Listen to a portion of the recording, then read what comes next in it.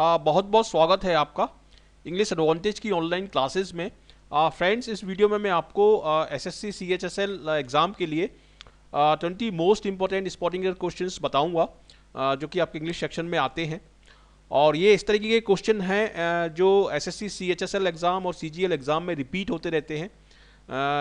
हर साल ये questions repeat होते हैं, इस तरह के क्वेश्चंस बहुत आते हैं। तो ये मैंने 20 मोस्ट इंपॉर्टेंट क्वेश्चन इसमें लिए हैं और बहुत यूजफुल रहेंगे और आपके लिए। तो इस वीडियो को पूरा आप एंड तक देखें, बीच में स्किप ना करें, इससे आपको काफ़ी नॉलेज मिलेगी। और इसी तरीके के क्वेश्चंस आपके एग्जाम में सीएचएसएल एग्ज़ाम 2017 में जो जनवरी में होगा उसमें इस तरह के क्वेश्चंस आएंगे। और जो दूसरे पार्ट हैं इंग्लिश के, जैसे इडियम्स हैं या जो दूसरे जो पार्ट्स हैं, फिलअप्स हैं, क्लोज टेस्ट हैं, उसके भी मैं वीडियो बनाऊँगा, तो वो भी आप इसमें देख सकते हैं। तो ये वीडियो हिंदी में रहेगा, हिंदी में इसको मैं एक्सप्लेन करूँगा और इसका इंग्लिश वर्जन भी आप इसी चैनल पर देख पाएंगे। तो चलिए शुरुआत करते हैं।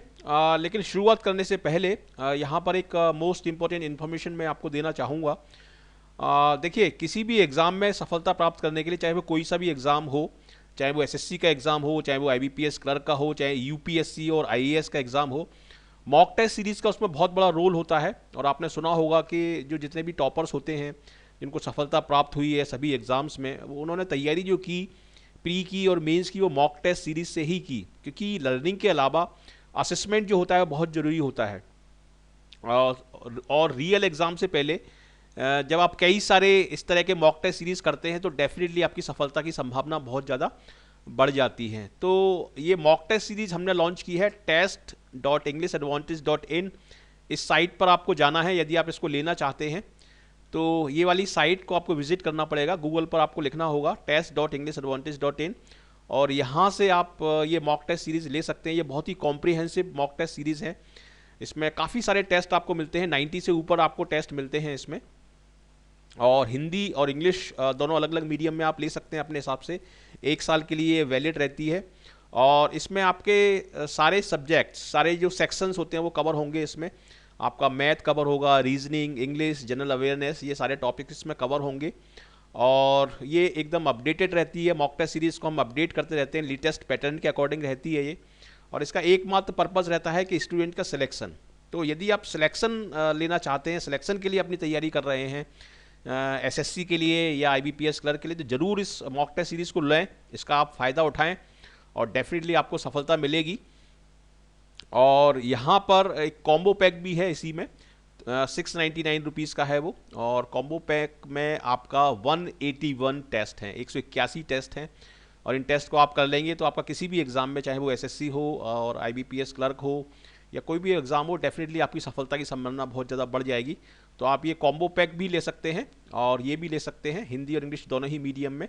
और ऑनलाइन है ये, 1 साल के लिए वैलिड है। और इसमें सारे सब्जेक्ट इसमें कवर होंगे। देखिए, quant, reasoning, general awareness, English, ये सारे टॉपिक इसमें कवर होंगे लेटेस्ट पैटर्न पर। और इसकी देखिए खास बात क्या है, मैं बता देता हूँ आपको कि you can do real evaluation in exam like condition.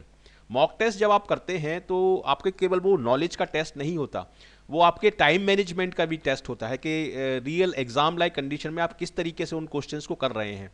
Question को केवल करना नहीं होता है, आपको क्वेश्चन को पर्टिकुलर टाइम लिमिट में करना होता है। तो उसके लिए ये मॉक टेस्ट सीरीज बहुत इंपॉर्टेंट रहती है। ठीक है, फुल लेंथ टेस्ट भी हैं इसमें, जैसे यहाँ दिया है, सेक्शनल टेस्ट भी हैं, फुल लेंथ टेस्ट भी हैं। तो इसके मदद से आप काफ़ी सफलता की संभावना आपकी काफ़ी ज़्यादा बढ़ जाएगी। और इसमें टेस्ट जो हैं वो बहुत ज़्यादा टेस्ट हैं। नॉर्मली जो मॉक टेस्ट सीरीज होती है 10 या 12 टेस्ट होते हैं, इसमें 90 से ऊपर टेस्ट है, काफ़ी सारे टेस्ट हैं। तो आपको काफ़ी अच्छा एक्सपोजर मिलेगा, तो इसको आप ज़रूर लें और डेफिनेटली आपको सफलता मिलेगी। और ये हेल्पलाइन नंबर है, इस पर आप कॉल कर सकते हैं। ये ईमेल आईडी है, ठीक है, इसके थ्रू आपको 24 आवर्स इसमें सपोर्ट भी मिलेगा। और कभी भी आपको कोई भी प्रॉब्लम होते इस हेल्पलाइन नंबर पे आप बात कर सकते हैं और सपोर्ट ले सकते हैं। तो ज़रूर लें इसको और ज़रूर अपनी सफलता सुनिश्चित करें।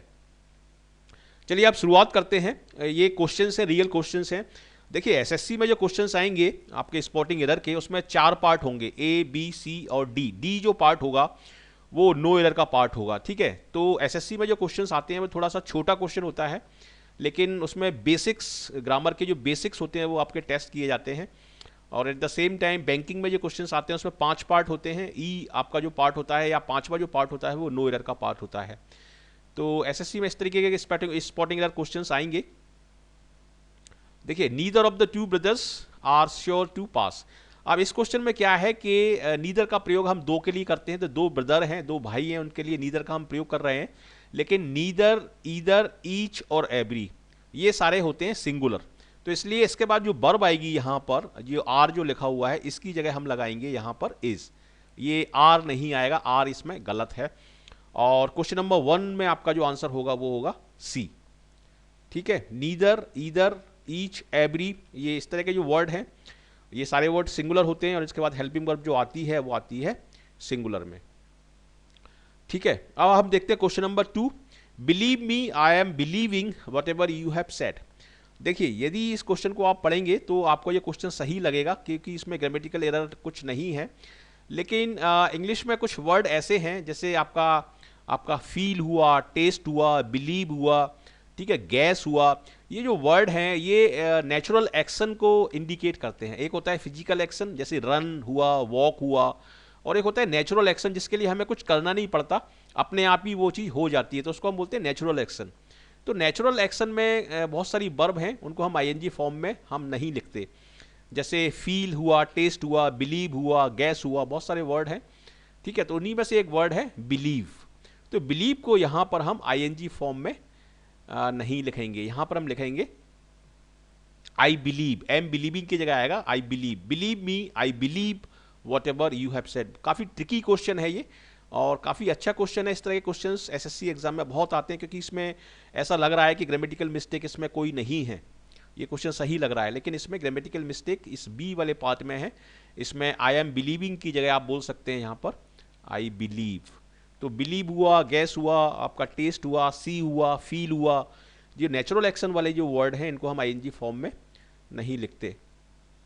तो इसमें आपका बी इसमें आपका आंसर होगा क्वेश्चन नंबर 2 में। क्वेश्चन नंबर 3 देखते हैं। A good friend of me has been in London for 20 years. मतलब मेरा एक बहुत अच्छा फ्रेंड वो 20 साल से लंदन में रह रहा है। ठीक है, तो यहाँ पर देखिए ये जो प्रपोजिशन है, ठीक है, इसके बाद हम यहाँ पर जो फॉर्म लगाते हैं वो हम लगाते हैं पजेसिव केस में।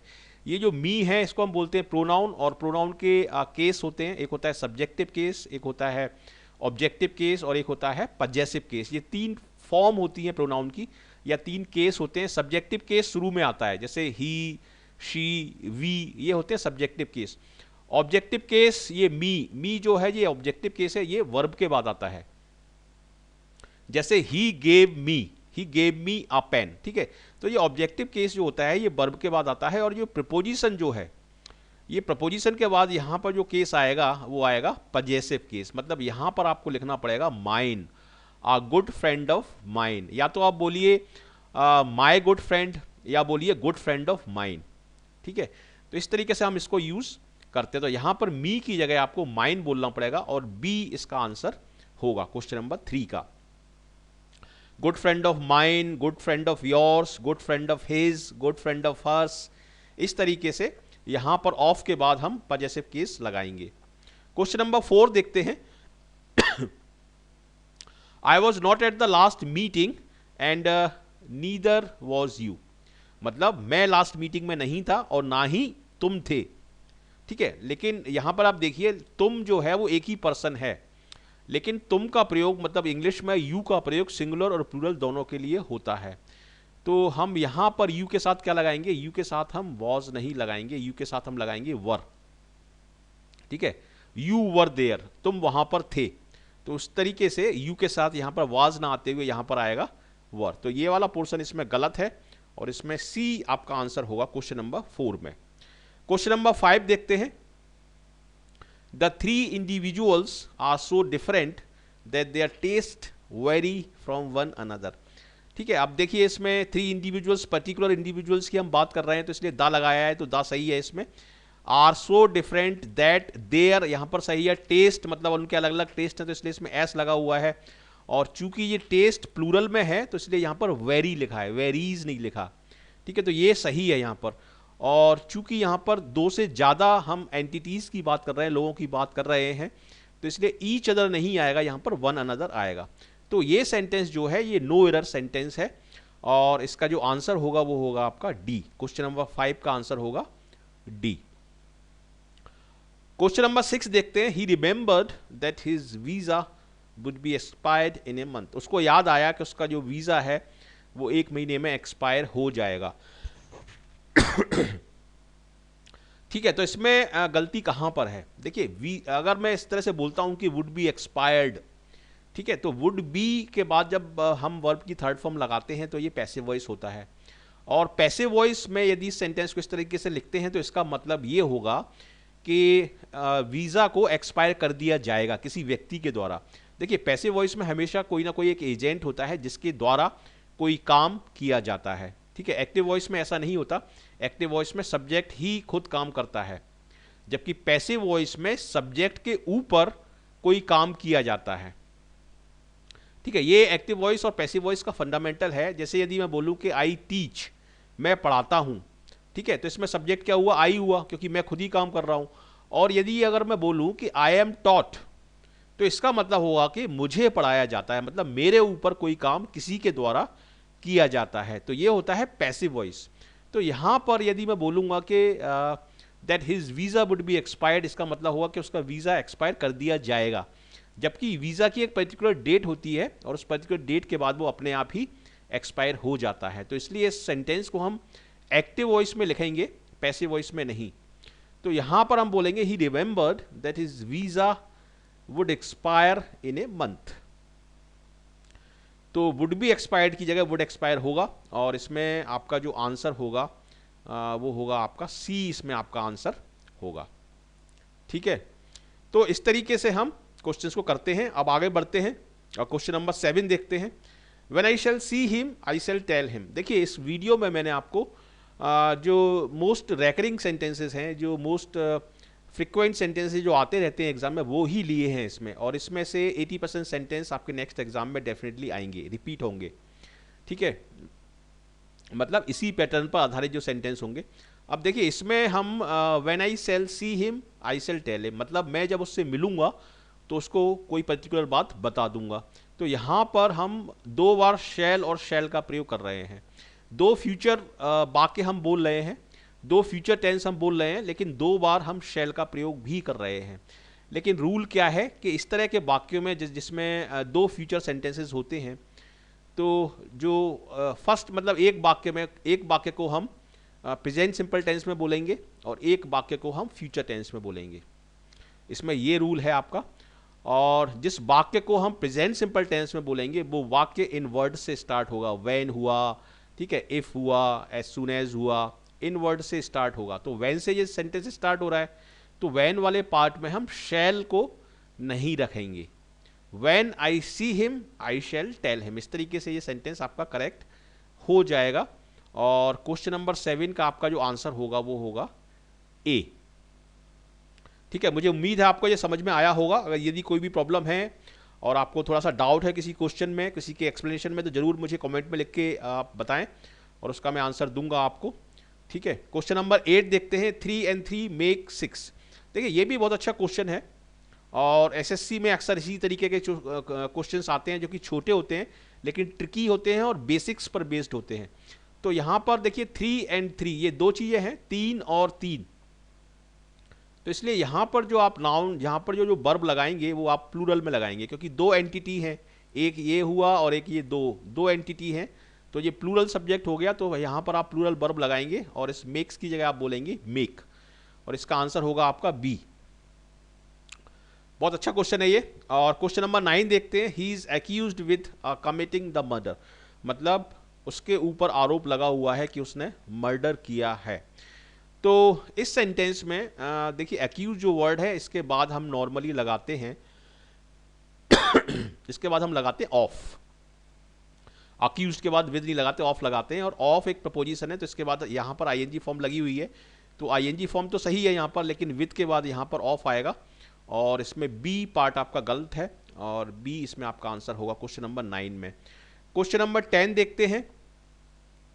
देखिए, मैनी और मैनी ए, इन दोनों में अंतर है। मैनी जो होता है वो प्लूरल होता है, बहुवचन होता है, और उसके बाद नाउन और वर्ब।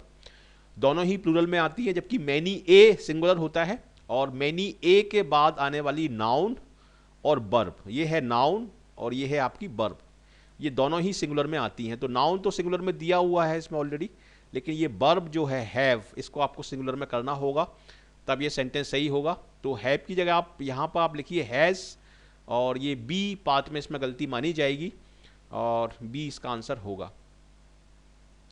क्वेश्चन नंबर 11 देखते हैं। Nothing but the heads of the innumerable people were seen in the grounds. देखिए नथिंग बट, इसका भी एक अच्छा रूल है, नथिंग बट के बाद सिंगुलर और प्लूरल दोनों ही नाउन आ सकती हैं, लेकिन जो वर्ब आएगी वो हमेशा सिंगुलर में आएगी, क्योंकि नथिंग जो होता है वो होता है सिंगुलर। नथिंग का मतलब होता है कोई भी चीज़ नहीं, वो सिंगुलर होता है, जैसे नो वन होता है सिंगुलर, उसी तरीके से नथिंग है। तो नथिंग बट के बाद ये जो नाउन है ये सिंगुलर प्लूरल दोनों में आ सकती है, लेकिन इसके बाद जो वर्ब होगी, ये जो लिखा है बर, ठीक है, ये हमेशा आएगी सिंगुलर में।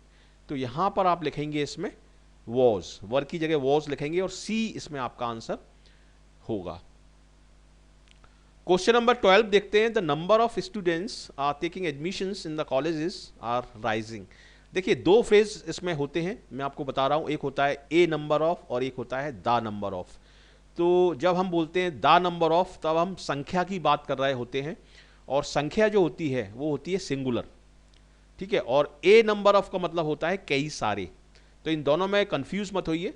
द नंबर ऑफ का मतलब होता है संख्या, और ए नंबर ऑफ का मतलब होता है कई सारे। तो यहाँ पर दिया हुआ है द नंबर ऑफ, मतलब हम संख्या की बात कर रहे हैं, और संख्या जो होती है वो सिंगुलर होती है, तो इसलिए यहाँ पर आप आर की जगह आप लगाएंगे इज, ठीक है, और इसमें सी इसमें आपका आंसर होगा। और देखिए ये एक क्वेश्चन लिया है ए नंबर ऑफ का, तो ए नंबर ऑफ का मतलब होता है बहुत सारे, तो इसलिए यहां पर इसमें प्लूरल वर्ब आएगी। A number of students are, a number of student are, यहां पर इसमें आर आएगा, तो इसमें आपका बी इसमें आपका आंसर होगा। क्वेश्चन नंबर 14 देखें। The latest methodology of recruiting employees in the companies of all profiles are more considerate. देखिए इस तरह के क्वेश्चंस बहुत कॉमन है, इस तरह के क्वेश्चन बैंकिंग एग्जाम में भी काफ़ी कॉमनली आते हैं, और एसएससी एग्जाम में भी बहुत कॉमनली आते हैं। यहाँ आपको ये देखना पड़ेगा कि रियल सब्जेक्ट क्या है। रियल सब्जेक्ट है आपका लेटेस्ट मेथोडोलॉजी, ना कि प्रोफाइल्स, ना कि कंपनीज, और ना कि एम्प्लॉयज़, ये सब्जेक्ट नहीं है। सब्जेक्ट जो ऑफ से पहले आया है जो पार्ट, वो है सब्जेक्ट, ना कि ऑफ के बाद वाला पार्ट। तो ऑफ के पहले क्या आया है? ऑफ के पहले आया है द लेटेस्ट मेथोडोलॉजी, जो कि सिंगुलर है, और इसीलिए ये ऑफ के पहले, ये जो ऑफ है इसके पहले ये जो सब्जेक्ट है यहाँ पर, ये आपका सिंगुलर है, और ऑफ के बाद वाला सब्जेक्ट नहीं माना जाता, ऑफ के पहले वाला सब्जेक्ट माना जाता है, वो सिंगुलर है। तो इसलिए यहाँ पर इसमें आर की जगह आप इज इसमें बोलेंगे, और सी इसमें आपका आंसर होगा। क्वेश्चन नंबर 15 देखें। Not one of the 5 members of the committee were able to. Not one, nobody, ये सारे जो वर्ड होते हैं ये होते हैं सिंगुलर, ठीक है। तो इसके बाद यहाँ पर जो वर्ब आएगी वो आएगी सिंगुलर में, तो इसमें आपका आंसर होगा बी। क्वेश्चन नंबर 16 देखते हैं। देखिए ये काफ़ी ट्रिकी क्वेश्चन है। The innocence and playfulness of a child exist. देखिए इसमें दो चीज़ें नहीं है, एक ही चाइल्ड की हम एक्टिविटी के बारे में बात कर रहे हैं। एक ही चाइल्ड इनोसेंस भी है और वो प्लेफुल भी है, ठीक है। तो हालांकि ये दो चीज़ें हैं, इनोसेंस और प्लेफुलनेस दो चीज़ें हैं, लेकिन ये दोनों मिलके एक ही चाइल्ड के बारे में बता रही हैं, और ये दोनों चीज़ें एक ही यूनिट बना रही हैं। मतलब दो चीज़ों को मिला के हम एक यूनिट के फॉर्म में उसको यूज़ कर रहे हैं, ठीक है। तो ये सिंगुलर आपकी नाउन मानी जाएगी। और इसका एक लॉजिक और है, यदि ये दा एक ही बार लगा है तो इसका मतलब ये दोनों एक ही चीज़ है। यदि यहाँ पर भी हम दा लगा देंगे तो ये दोनों अलग अलग चीज़ें हो जाएंगी। दा यहाँ पर एक ही बार लगा है तो इसका मतलब ये एज ए यूनिट काम कर रहा है, और ये जो सब्जेक्ट है ये होगा आपका सिंगुलर, और सिंगुलर के बाद यहाँ पर जो वर्ब होगी वो होगी सिंगुलर में। तो एग्जिस्ट के बाद हम यहाँ पर एस और लगा देंगे और ये सेंटेंस आपका सही हो जाएगा। तो इसमें आपका आंसर होगा बी, क्वेश्चन नंबर 16 में, ठीक है। क्वेश्चन नंबर 17 देखते हैं। देखिए ये भी उसी तरीके का मिलता जुलता क्वेश्चन है। The president of the company and the friend, ठीक है। इसमें चूंकि आप देखिए दोनों नाउन से पहले दा और दा लगा हुआ है, तो इसका सिंपल सा मतलब ये है कि प्रेसिडेंट ऑफ द कंपनी एक अलग है और फ्रेंड जो है वो अलग है। तो इसलिए इसमें दो नाउन हो गई, एक प्रेसिडेंट ऑफ द कंपनी और एक फ्रेंड। तो चूंकि दो नाउन हो गई और दो नाउन इंडिकेट हो रही है दा से, दोनों बार दा लगा है, यहां पर भी दा लगा है और ये फ्रेंड से भी पहले इसमें दा लगा है, ये भी दा लगा है। तो इसलिए यहां पर इसमें ये जो वर्ब आएगी ये आएगी प्लूरल में, यहां पर आप बोलेंगे इसमें हैव और इसमें आंसर होगा बी।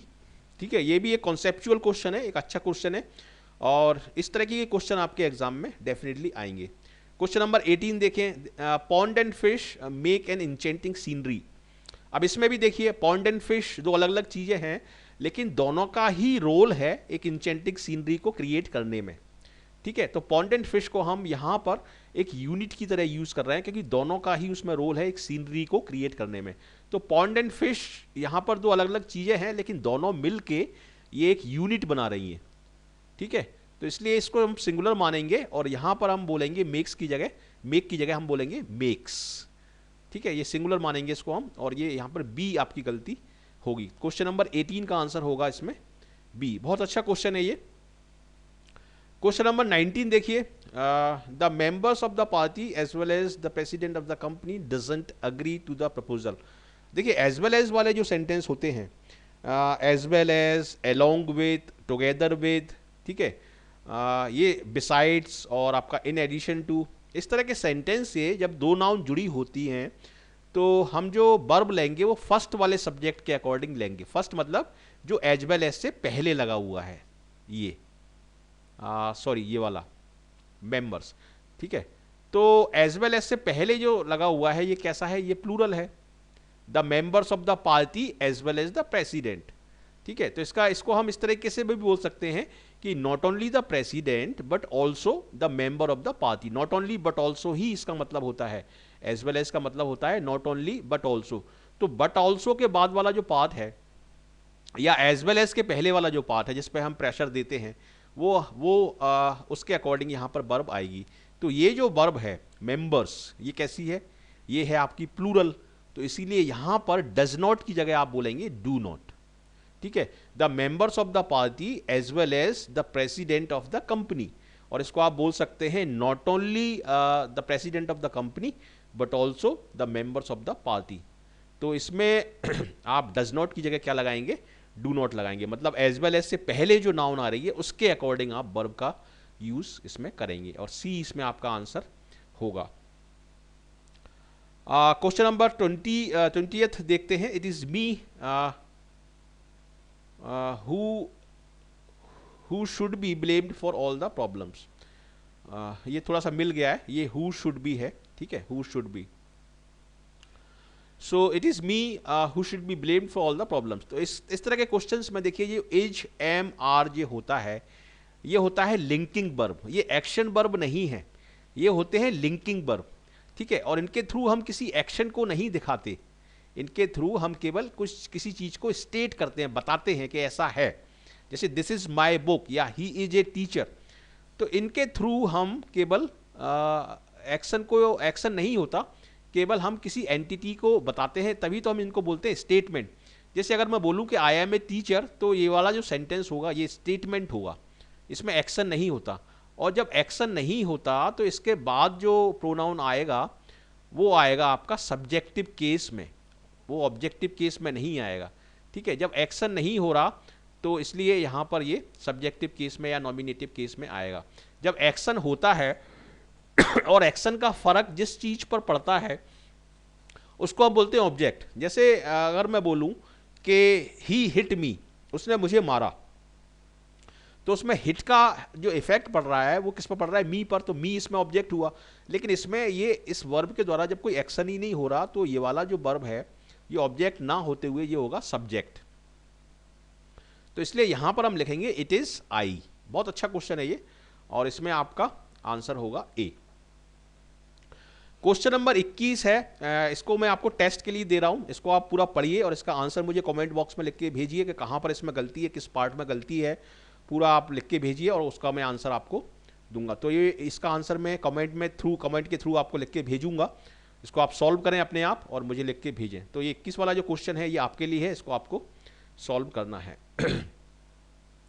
ठीक है, और एक लास्ट रिमाइंडर और मैं आपको दे रहा हूँ, ये मॉक टेस्ट सीरीज का, ये 399 में भी आप ले सकते हैं, और एक कॉम्बो पैक है वो बहुत अच्छा है, 181 टेस्ट हैं, उसको आप लें, उसके थ्रू आप तैयारी करें, डेफिनेटली आपका सिलेक्शन होगा। 181 टेस्ट हैं उसमें, और test.englissadvantage.in के थ्रू आप ले सकते हैं, इस पर आप जाएं, इसके थ्रू ले सकते हैं। यहाँ राइट हैंड साइड में इस पूरे वीडियो में यहाँ पर राइट हैंड साइड में एक साइन आएगा इन्फॉर्मेशन का, वहाँ पर आप क्लिक करके सीधे आप साइट पर पहुँच जाएंगे, और उसके थ्रू भी आप इसको ले सकते हैं। तो कैसा लगा आपको ये वीडियो? यदि अच्छा लगा तो जरूर इसको लाइक करें और शेयर करें अपने फ्रेंड्स के साथ, और कमेंट करके मुझे बताएं कैसा लगा आपको। और जो 21st क्वेश्चन है उसका भी आंसर आप लिख के भेजें, और उसका मैं जस्टिफाई करूंगा, उसको एक्सप्लेन करके आपको पूरा भेजूंगा। तो इसको जरूर लाइक करें, शेयर करें और कमेंट करें। और यदि अभी तक इस चैनल को सब्सक्राइब आपने नहीं किया है, इंग्लिश एडवांटेज यूट्यूब चैनल को, तो जरूर इस चैनल को सब्सक्राइब करें और हमारे साथ जुड़ें। आपका बहुत बहुत स्वागत है, ताकि आपको सारे नोटिफिकेशंस मिलते रहें। So thank you very much for watching this video, and I wish you all the best for your bright future. Thank you.